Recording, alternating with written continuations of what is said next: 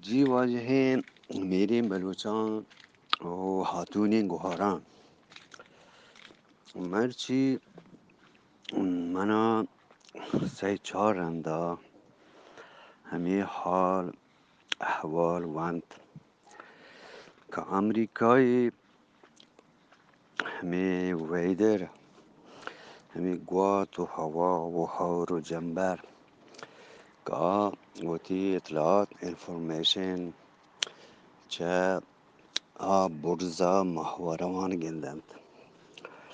همی گوشگند که ای دو هفتگی توکا ایران چه آسیا چه یوروپا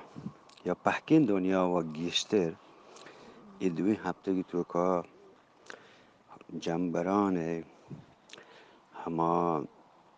اصلی جاگا ایران هندو دمگند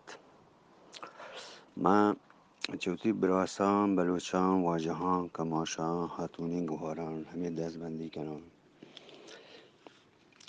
دو هفتگ مزنی وحدید و هنچو گوشگند هما جنبر هور بید هما کور هما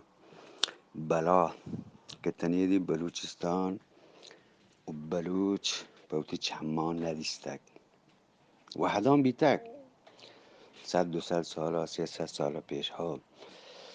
بله این مردم که هنی زند گوازنگند گوشگند که کس بوتی چمان ندیستک چوشین هنچوشین هور بید هنچوشین هار کور بید من به حیثیت یک بلوچی شما را همی گوشگان که وطا را سنباله چون آیا امریکای سرکاری مردم ایرانی سرکاری مردمانه صحیح کتک گوشتک که ای دو هفتگی توکا اول سک باز هوره بید همین چو هور بید که ای 100 سالا این چو هور نبیده ولی منی دستبندی چه منی محلوک مردم هشن و تا سنباله وقتی اما ورد و وراکی که ضروری هند پیسرا امانی خیاله ببین بعد سفر و مسافرت مروید و بودن که کورند بودن که هاورند بودن که خطرند پرهیز کنید دو هفته بازی وحدی نه بله وقت سنبالید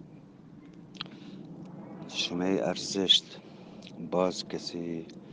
دلانی تو که سک بازند